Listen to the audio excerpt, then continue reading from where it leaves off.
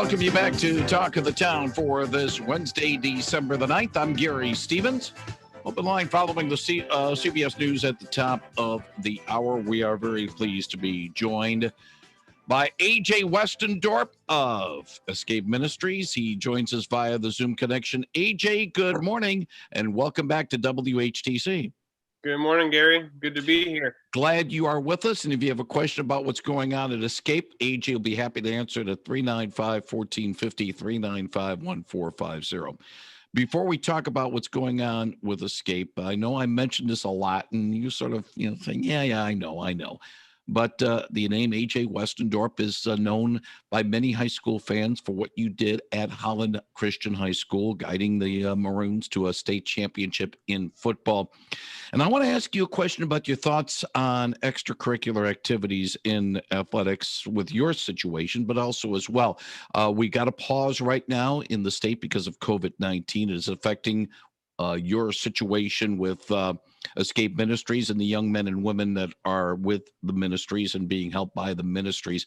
But the importance of the extracurricular activities, we get the sense sometimes that maybe the emphasis is we got to get the kids in the classroom. And so the classroom is first, should be a priority. If we can have the extracurriculars, fine and dandy.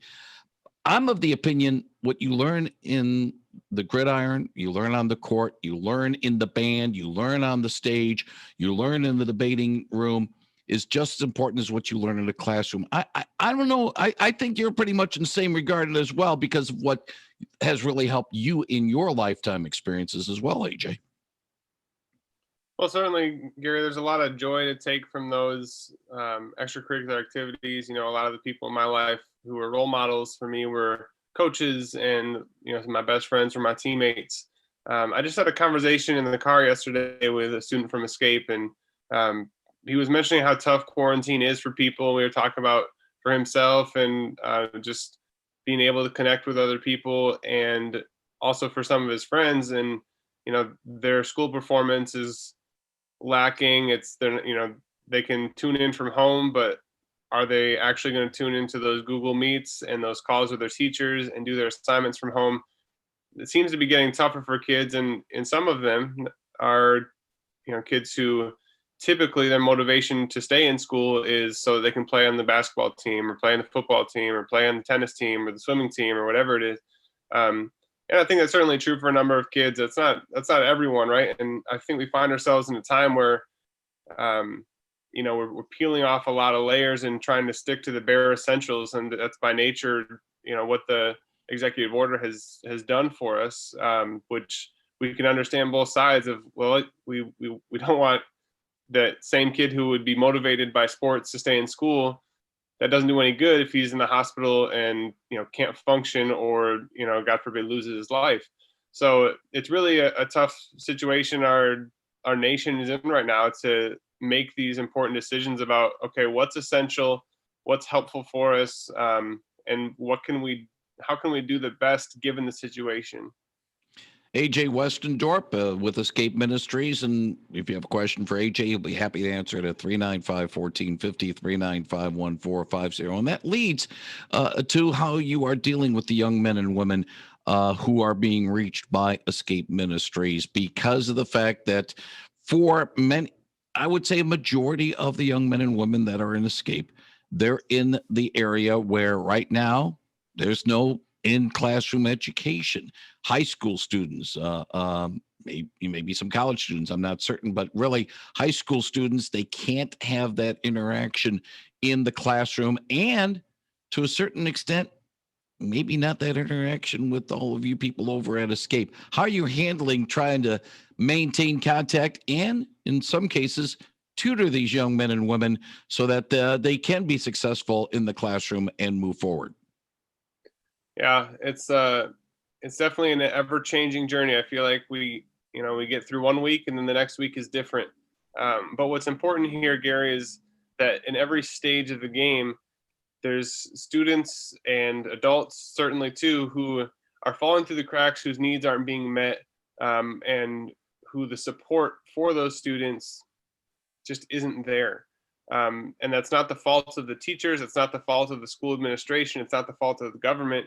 it's the reality of the situation that boom, you change the game, and then there's some people that can't, or that aren't functioning well in that environment. So at Escape, we've had a higher demand for tutoring services because it's December, and we open up a student's classes and there's 25 missing assignments from the semester, or we open up a student's online software for their online school and they're 10% through a class that finishes in 2 weeks. And you got to start to, again, cut off the non-essentials and say, all right, we're not even going to worry about your career explorations class or your health class, but we're just going to focus on, can we finish English and math this semester? And then we'll try and catch up next semester. And a lot of the students, and I feel like parents, took a long time to adjust and understand what needs to be done. It seems like virtual school should be an easy thing, but it still takes 4 to 5 hours of work every day. And that's a hard reality for people who are working from home to understand, and for students who are working from home. I know what the days I've worked from home have been probably the least efficient ones, right? So yeah, for us, it's just been expanding our creativity and our volunteerism and our willingness to find ways for students to be able to be successful. So for us, that means bringing students one-on-one with volunteers and our staff, checking temperatures, wearing masks, keeping as much distance, putting them in as much different rooms. I've got a kid working in the music studio and in that closet, and just hiding them away so that they can be quarantined, but can they get their math class done and understand the content as they're doing it? That's kind of the bare essentials that we're trying to work through here in the last couple of weeks of the semester. A month ago, when we had the conversation with you, had Angelica Velez from Gentex to as a volunteer tutor, and it's as much of a stress for those volunteer tutors as it is for the young men and women who are getting the help. Yeah, absolutely. So that's people like Angelica are kind of the lifeblood of what we do right now. Yeah, I apologize. I said Angelica. I put the wrong emphasis on that. 395-1450, 395-1450. Let's go to a little bit of a nuts and bolts question, AJ. Right now, there's a interim executive director. The search hopefully is going well, and hopefully maybe if not our next conversation in January, but maybe in February, a new executive director will be in place. Yeah, they've been going forward with interviews. The board has been really involved in that process, and giving a lot of time and a lot of research and effort into reviewing candidates and interviewing and spending late hours of the night doing that. So we're thankful for that process. I know in the brief conversations I've had with them, they've been encouraged by the people that they've gotten to meet and getting past the resumes. And when you meet someone virtually face to face, it makes a big difference. So yes, they're really encouraged and they're moving forward, and we're just prayerful for the right person to come to the surface, and hopefully in the next month or two to have a new executive director here. I know that you're not part. I assume you're not part of the selection committee. Maybe you are. Yeah, okay, but I would think that the committee's got to decide. All right, the new person that will be coming in. Do we want someone that shares our vision, or maybe somebody that comes in that might maybe have a better vision for what Escape needs to do moving forward? There's a lot of moving parts in that regard, isn't it, AJ? Yeah, absolutely. And that's the essence of leadership is, okay, we're building on a foundation. You don't want to throw the whole thing over and start fresh, but there's opportunities out there. And so, good leaders are going through things like a SWOT analysis where you're identifying our strengths are here, our weaknesses are here, our opportunities are here, and our threats are here, and how can we continue to thrive in the changing environment. And now, whoever the executive director coming in has a creative environment to work out what our vision looks like and what our mission looks like in a COVID reality. And because we've been changing plans all the time, and so some of our goals and directives kind of get thrown out the window. You have to change it and say, well, we're not going to do that program for a little while because that's 20 people in the same room. So let's find a way to meet with them one-on-one and safe distance. And so I think the executive director will have plenty of challenges with that of trying to balance the legacy and the foundation that's already here, and also create some new direction for the future. And we're excited for that.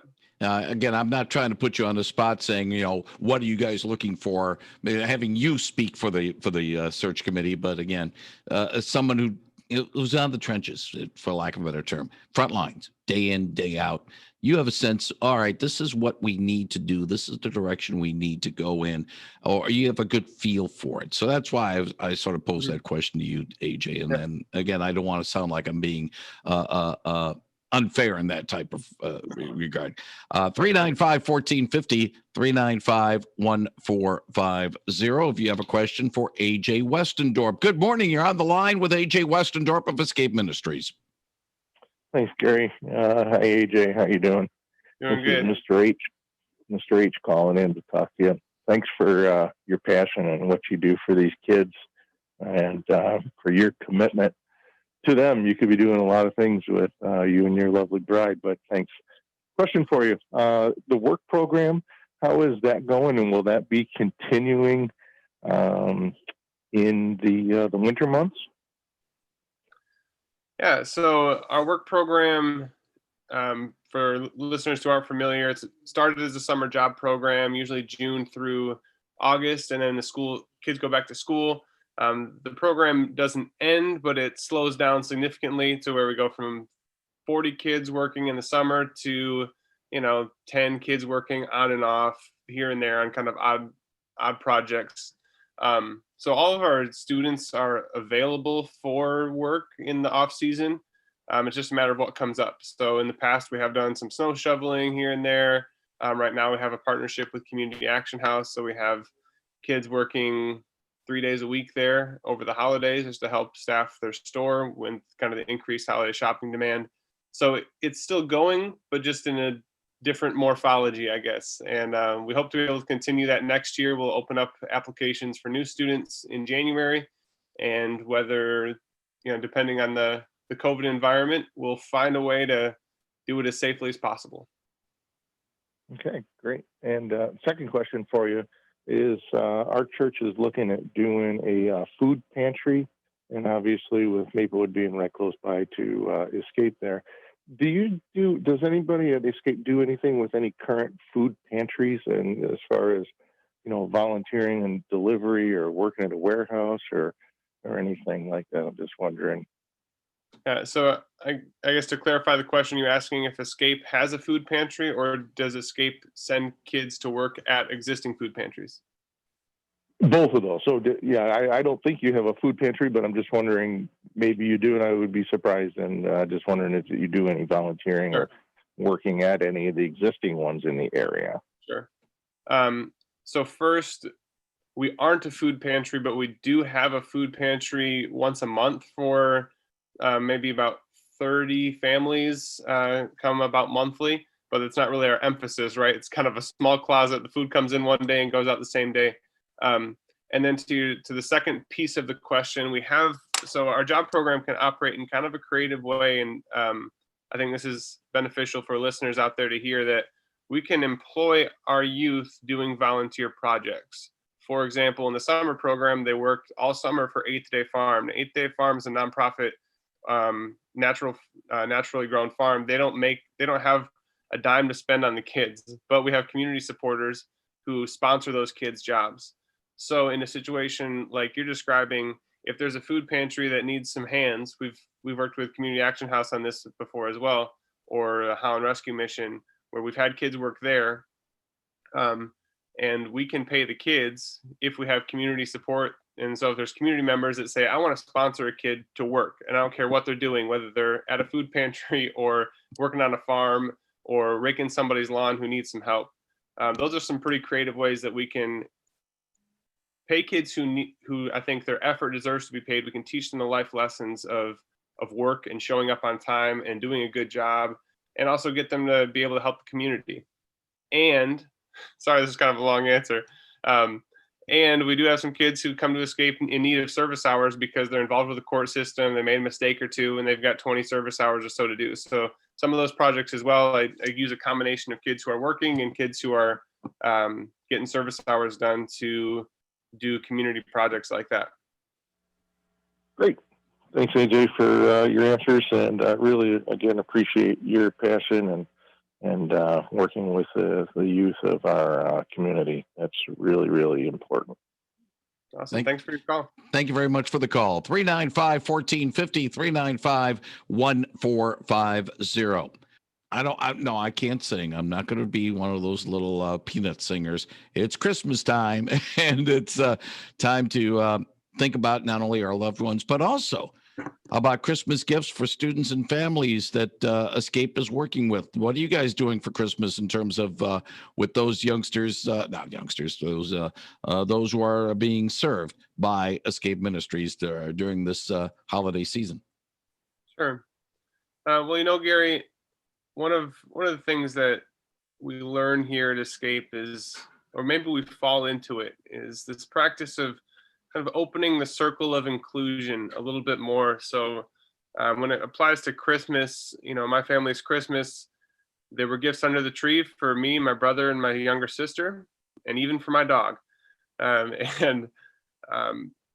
I grow into a world that is a lot bigger than just my family and is composed of a lot of people who might not grow up like me or look like me, but my heart is open to those people, and I can't shop for just my family and not include those people. And there's a lot of families with needs. There's a lot of good parents out there who want to do something special for their kids, but whether it's every year or just this year because it's been a really hard year, they don't have the money to put the gifts under the tree or even to put up a tree. So last week we brought our fake Christmas tree from our shed that we weren't using, and we dropped it off at somebody's house because they didn't have a Christmas tree. And, they texted us and said, hey, you got a fake Christmas tree? So with that spirit of, okay, I wonder in our nuclear families across town, is there space for one more, right? Is there space to open up the circle of inclusion and a circle of warmth to say, we want Christmas to be special for our family, but also for maybe one more person, or also for one more family. So, but before we had done a toy drive, and this year, especially with the COVID restrictions, we're doing a adopt a student and an adopt a family initiative. And to learn more about those, you can go on our website. It's at escape-out.org/Christmas. It kind of outlines what we want to do for some students who are here who have been suspended or expelled from school. Just some basic things. Can we get them a hoodie and some jeans and a gift card to a place that they love? And we might be able to. We'll see how things go in the next couple of weeks. We might be able to take them shopping, or we might just do online shopping with them and brighten their Christmas a little bit. And then we've got a number of families that have engaged with Escape over the course of the year. They're not just random people looking for a handout, but they're people that we love and they're people that we care about. Unfortunately, just with our staff, we don't have the means to sponsor all the families that we want to, but we can do the shopping, and we know them by name, and we get to know their brothers and sisters and their parents, find out what they want.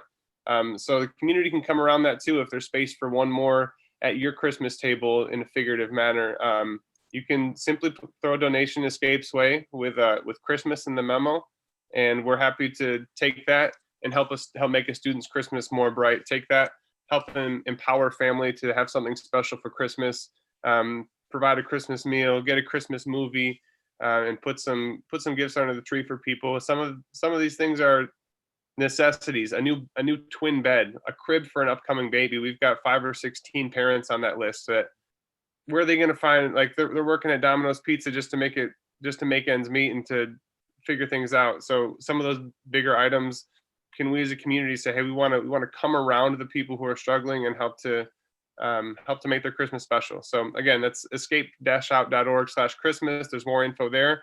Or if you send a check to Escape, just put Christmas in the memo, and we're going to direct those funds right to helping families this Christmas. And of course, helping out Escape this time of year, it does help on the tax time if you do it before December 31st. And certainly some of the fundraising that Escape needs to have done, this is the time to do it, not only for the Christmas effort, but also for the year-round effort, what Escape does. Again, the website is escape-out.org. We'll put a link to that when we put the podcast with AJ Westendorp on our website at WHTC.com. We'll put that up in a few moments. AJ, want to thank you very much for joining us this morning on WHTC's Talk of the Town program, telling us what's going on at Escape. Wish you, your family, and all those at Escape a blessed Christmas season and hopefully a happier new year in 2021 than 2020. And we look forward to chatting with you again next month. Thank you, AJ. Awesome. Thanks, Gary. Thank you very much. AJ Westendorp on 99.7 and 1450 WHTC.